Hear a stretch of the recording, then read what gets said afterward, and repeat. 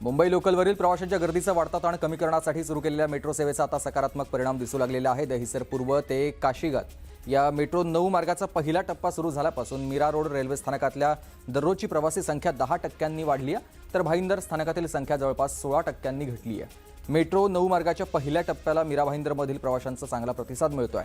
8 April 2026 पासून metro 9ची सेवा सुरू झाल्यानंतर अनेक प्रवाशांनी भरगच्च लोकल ट्रेनचा प्रवास टाळून आरामदायी आणि जलद मेट्रोचा पर्याय स्वीकारल्याचं चित्र आहे। मुंबई मुलुंड डम्पिंग ग्राउंडची क्षमता संपुष्टात आल्यामुळेच आता 2018 मध्ये महापालिकेनं इथल्या कचऱ्याची विल्हेवाट लावून ही जमीन पुन्हा मिळवण्यासाठी प्रकल्प हाती घेतलेला आहे। सध्या त्यासाठीची प्रक्रिया अंतिम टप्प्यात असून आतापर्यंत 95% कचऱ्याची विल्हेवाट लावण्यात आली आहे। त्यामुळे पावसाळ्यापूर्वी मुलुंडवासियांची दुर्गंधीपासून सुटका होण्याची चिन्ह आहेत। मुंबईमध्ये मेअखेर 80% नालेसफाईचा उद्दिष्ट असल्याचा दावा प्रशासन करत असला तरी कामाची एकूण गती पाहत आहे उद्दिष्ट गाठणं शक्य नाही। त्यामुळे यंदाच्या पावसाळ्यात मुंबई बुडणार असा दावा मुंबई महापालिकेच्या स्थायी समितीच्या बैठकीत प्रामुख्यानं विरोधी पक्षांनी मांडलाय। नालेसफाईच्या कामाबाबत सगळ्या सदस्यांच्या भावना लक्षात घेता पुढील आठवड्यात कामाची पाहणी करणार असल्याची माहिती समिती अध्यक्ष प्रभाकर शिंदे यांनी दिली आहे।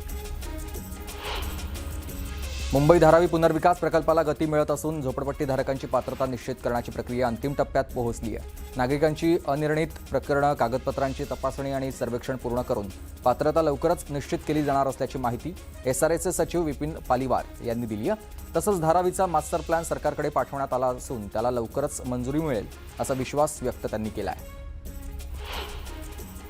मुंबईत सध्या मुंबईमध्ये 10% पाणी कपात लागू असतानाच अनेक ठिकाणी आवश्यकतेपेक्षा कमी दाबानं तसंच गळूळ पाण्याची समस्या निर्माण झाली आहे। विशेषतः पश्चिम उपनगरांमध्ये भेडसावते ही समस्या आणि या पार्श्वभूमीवर पालिकेनं विभागातील जुन्या जलवाहिन्या बदलण्यासह त्यांची दुरुस्ती करण्याचा निर्णय घेतला आहे। त्याकरता 30 कोटी रुपयांचा खर्च अपेक्षित आहे। मुंबई गेटवे ते वांद्रे टर्मिनस या 11 प्रकल्पाला आता गती मिळणार आहे आणि या मेट्रो मार्गिकेवरील वांद्रे टर्मिनस ते वडाळा या मार्गावरील जमिनीखालील सेवा वाहिन्या शोधण्याचं आणि त्यांचं नकाशा तयार करण्याचं काम लवकरच मुंबई मेट्रो रेल कॉर्पोरेशन मार्फत सुरू केलं जाणार आहे। हे काम पूर्ण होतानाच मेट्रो मार्गिकेच्या कामासाठी कंत्राटदार नियुक्तीची प्रक्रिया सुरू केली जाण्याची शक्यता आहे।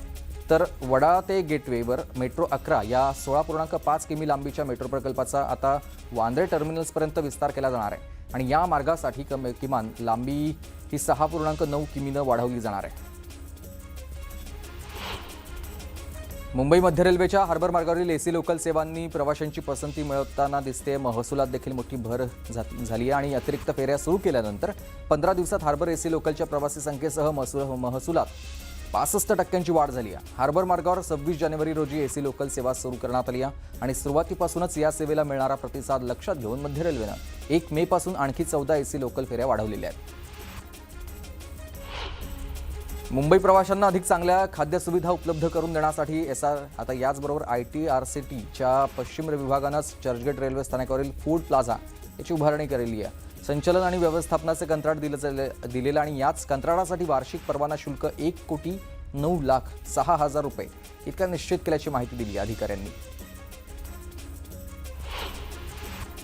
लातूरमधील औद्योगिक वसाहत परिसरामध्ये सुरू असलेल्या tuition classes, coaching institute, hostel आणि इतर व्यावसायिक उपक्रमांवर आता प्रशासनानं कठोर भूमिका घेतली आहे। जिल्हाधिकारी यांच्या अध्यक्षतेखाली झालेल्या बैठकीनंतर जिल्हा उद्योग केंद्रानं उत्पादन व्यावसायिक व्यतिरिक्त सुरू केलेले सर्वच व्यवसाय तात्काळ बंद करण्याचे आदेश दिले आहेत। नीट पेपरफुटी प्रकरणाच्या पार्श्वभूमीवर हा निर्णय महत्त्वाचा मानला जातोय।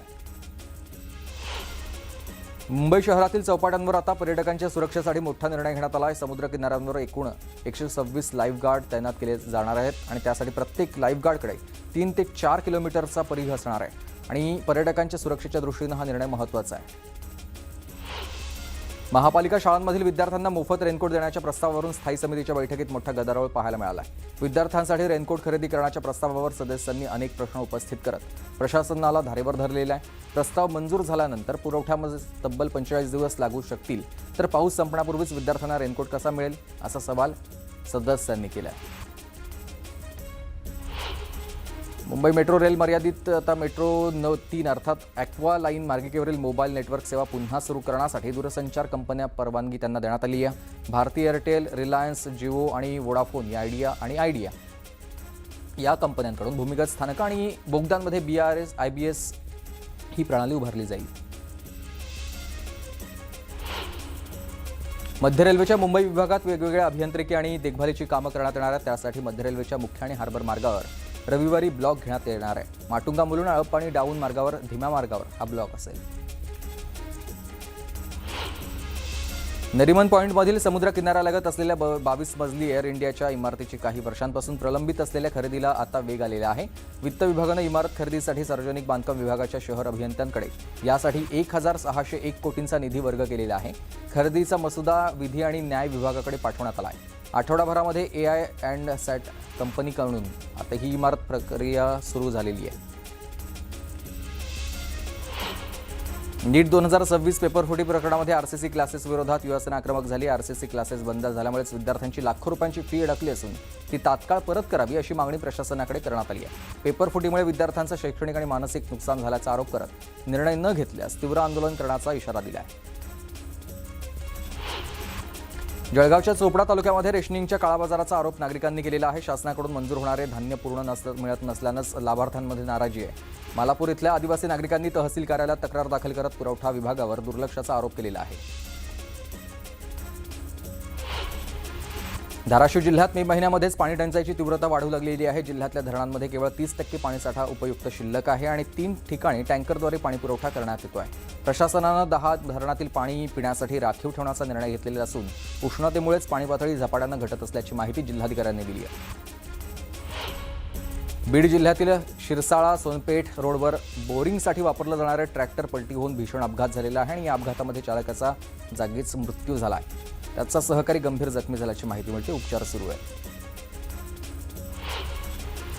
जनगणनेमध्ये ओबीसींसाठी स्वतंत्र रकाना नसल्याच्या मुद्द्यावरून गोंदियामध्ये ओबीसी समाज आक्रमक झालेला आहे. गोंदिया जिल्हा ओबीसी संघर्ष कृती समितीच्या वतीनं संपूर्ण जिल्ह्यात जनजागृती मोहीम राबवण्यात येत असून अनेक गावांमध्ये जनगणनेवर बहिष्कार टाकण्यात येत आहे.